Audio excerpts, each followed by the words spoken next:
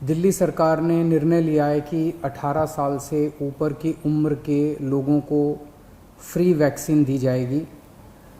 हम कोशिश करेंगे कि इसको जल्द से जल्द और बड़े स्तर के ऊपर कैसे लोगों को वैक्सीन किया जाए, इसका पूरा प्लान तैयार किया जा रहा है।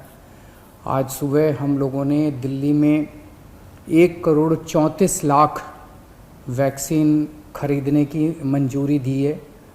हम कोशिश करेंगे कि ये जल्द से जल्द वैक्सीन खरीदी जाए और लोगों को लगाई जाए। इस महामारी में वैक्सीन एक समाधान निकल के आ रहा है। वैक्सीन जिन लोगों को लगी है उनका एक तरफ कोरोना नहीं होता, या जिनको होता है उन लोगों को माइल्ड होता है। उनमें से अधिकतर लोगों को अस्पताल की ज़रूरत नहीं होती, और अगर अस्पताल की ज़रूरत पड़े भी तो उनकी बीमारी सीरियस नहीं होती, ऐसा देखने में आया है। तो कोरोना एक तरह से अगर वैक्सीन सबको लग जाए तो कोरोना एक ऑर्डिनरी बीमारी की तरह हो जाएगी, अगर होगी भी तो ठीक हो जाएगी। इंग्लैंड में, यूनाइटेड किंगडम में अभी कुछ महीने पहले तक कोरोना का इतनी ही ज़बरदस्त कहर था जैसे भारत के अंदर है, और वहाँ उन्होंने वैक्सीन बहुत बड़े स्तर के ऊपर अपने लोगों को लगाई। तो कोरोना के अंदर उस लहर के ख़त्म होने का एक बहुत बड़ा कारण एक्सपर्ट्स वैक्सीन को मानते हैं कि जिस इंटेंसिटी के साथ, एग्रेसिवनेस के साथ कोरोना वैक्सीन लगाई गई इंग्लैंड में, उसका कोरोना की लहर को ख़त्म करने में बड़ा योगदान रहा। वैक्सीन के एक निर्माता ने कहा है कि वो राज्य सरकारों को 400 रुपये में देंगे, दूसरे निर्माता ने कहा है कि वो राज्य सरकारों को 600 रुपये में देंगे, और केंद्र सरकार को दोनों 150 रुपये में देंगे। मेरी उम्मीद है कि इसको एक ही प्राइस होना चाहिए, अलग अलग प्राइस नहीं होने चाहिए।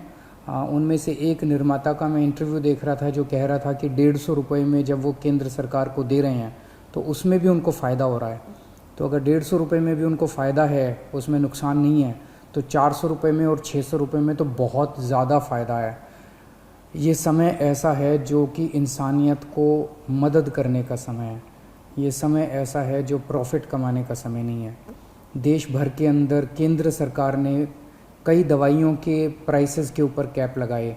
अलग अलग राज्य सरकारों ने हॉस्पिटल्स के प्राइसेस के ऊपर कैप लगाए कि अस्पताल जो हैं इससे ज़्यादा नहीं ले सकते दाम, इस चीज़ के इतने लेंगे, इस चीज़ के इतने लेंगे।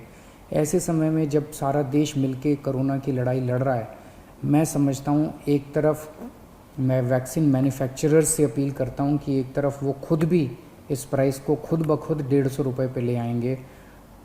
पूरी ज़िंदगी पड़ी है प्रॉफिट कमाने के लिए।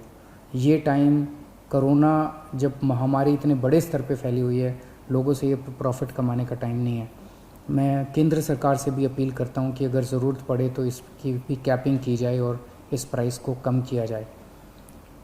एक बात कि 18 साल से ऊपर की उम्र पे अभी लगाया जा रहा है, लेकिन इस महामारी के दौरान हमने देखा कि हमारे 18 साल से कम उम्र के जवान और बच्चे भी इसमें बहुत ज़्यादा संक्रमित हो रहे हैं।